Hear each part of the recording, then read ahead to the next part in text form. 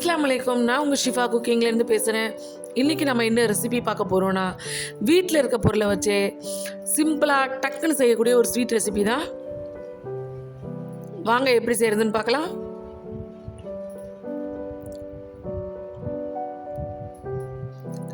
இப்போ நான் ஒரு பேன் எடுத்திருக்கேன். அதில் 1 கப் பொட்டுக்கடலை எடுத்திருக்கேன், அதாவது உடச்ச கடலை. இப்போ இதை நல்லா லோ ஃப்ளேமில் வச்சு இந்த உடச்சக்கடலையை நல்லா வறுத்துக்கலாம். இது கூட 2 ஏலக்காய் சேர்த்துக்கிறேன். கடலை ரொம்ப கலர் மாறிடக்கூடாது. நல்ல ஒரு வாசனை வரும் வறுத்து. அந்த வாசனை வர வரைக்கும் லோ ஃப்ளேம்லேயே வச்சு நல்லா வறுத்துக்கணும்.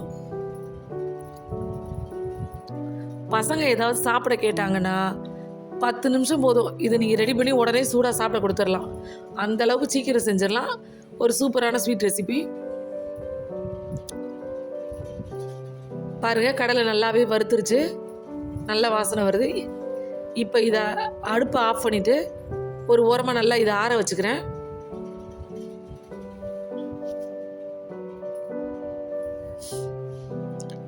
இது நல்லா ஆறுனதுக்கப்புறம் இதை நைஸாக நுணுக்கிக்கிடலாம் மிக்சியில் போட்டு. இப்போ அந்த பேனை நல்லா கழுவிட்டு அதில் 1 கப் நாட்டு சர்க்கரை சேர்த்துருக்கேன். 1 கப் நாட்டு சர்க்கரைக்கு 2 கப் தண்ணி சேர்த்துக்கிறேன். நீங்கள் நாட்டு சர்க்கரை இல்லை வெல்லம் சேர்க்குறேன் அப்படி சேர்த்தாலும், வெல்லமாக இருந்தாலும் 1 கப் சேர்த்துக்கோங்க. அதுக்கும் 2 கப் தண்ணி தான். எனக்கு நார்மலான சுகர் போதும் அப்படிங்கிறனால நான் 1 கப் சேர்த்துருக்கேன். உங்களுக்கு நல்ல சர்க்கரை இனிப்பு ரொம்ப பிடிக்கும் அப்படின்னா நீங்கள் 1.5 கப் சர்க்கரை சேர்த்துட்டு தண்ணி 3 கப் சேர்த்துக்கோங்க. இந்த சர்க்கரைக்கு பாகுப்பதெல்லாம் எதுவும் கிடையாது. அது நல்லா கரைஞ்சி கொதிச்சா போதும். ஏன்னா அதில் இருக்க மண்ணெலாம் நம்ம வடிகட்ட போகிறோம், அதுக்காக தான் அதை கொதிக்க வைக்கிறேன். பாருங்கள், நல்லா கொதி வந்துருச்சு, சர்க்கரைலாம் நல்லா கரைஞ்சிருச்சு. இப்போ அடுப்பை ஆஃப் பண்ணிவிட்டு இதை நான் ஒரு பாத்திரத்தில் வடிகட்டி எடுத்துக்கிறேன். இப்போ ஒரு பேனுக்கு காய வச்சுருக்கேன். அதில் 1/4 கப் ரீஃபண்ட் ஆயில் சேர்த்துருக்கேன்.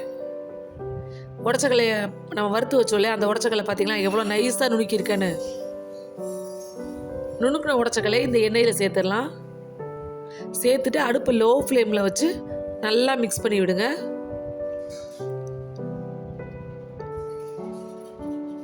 அந்த மாவும் எண்ணெயும் நல்லா மிக்ஸ் ஆகணும். மிக்ஸ் ஆகிட்டு ஒரு 1 நிமிஷம் அடுப்பை லோ ஃப்ளேம்லேயே வச்சு நல்லா அந்த மாவை அந்த எண்ணெயிலே நல்லா கிண்டுங்க. இது நம்ம ஏற்கனவே வறுத்த மாவுங்கிறனால ஒரு 1 நிமிஷம் கிண்டா போதும்.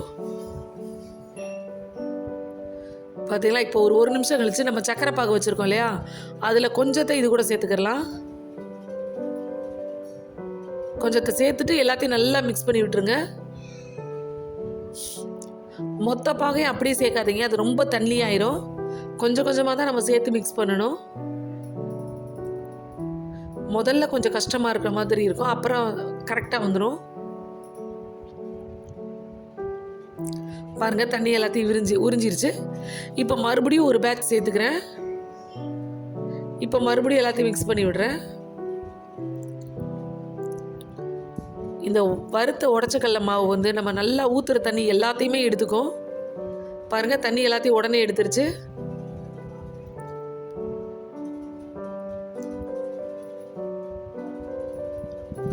நல்லா கட்டி இல்லாமல் மிக்ஸ் பண்ணி விட்டுருங்க. இப்போ இதில் ஒரு பிஞ்ச் அளவுக்கு உப்பு சேர்த்துக்கிறேன். எந்த ஸ்வீட்டாக இருந்தாலும் உப்பு சேர்த்தா தான் டேஸ்ட்டாக இருக்கும்.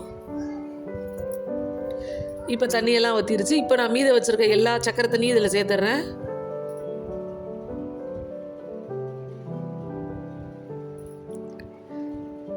இப்போ மறுபடியும் எல்லாத்தையும் நல்லா மிக்ஸ் பண்ணி விடலாம். நீங்கள் அடுப்பை லோவிலேருந்து கொஞ்சம் மீடியம் வேணால் கூட்டிக்கோங்க, பட் ஹை ஃப்ளேமுக்கு போகவே கூடாது. முடிஞ்ச வரைக்கும் லோ ஃப்ளேம்லேயே பண்ணும்போது தான் இந்த ரெசிபி நல்லாயிருக்கும். பாருங்கள், எல்லாமே நல்லா மிக்ஸ் ஆகி வந்துருச்சு. இந்த டைமில் ஒரு ஸ்பூன் நெய் சேர்த்துக்கிறேன். நெய் சேர்த்துட்டு எல்லாத்தையும் நல்லா மிக்ஸ் பண்ணி விடுங்க. இந்த ஸ்வீட்டுக்கு அதிகமான நெய் தேவையில்லை. மறுபடியும் ஒரு ஸ்பூன் நெய் சேர்க்குறேன். மொத்தமே 2 ஸ்பூன் நெய் தான் நான் சேர்த்துருக்கேன்.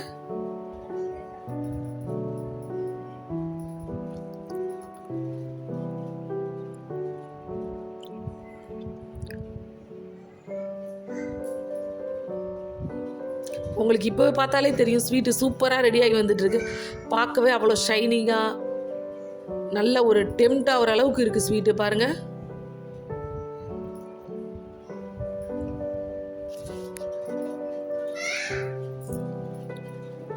பாருங்கள் நம்மளோட ஸ்வீட் ரெடி ஆயிடுச்சான்னு நீங்கள் எப்படி கண்டுபிடிக்கிறதுன்னு ஒரு ஸ்பூன் எடுத்து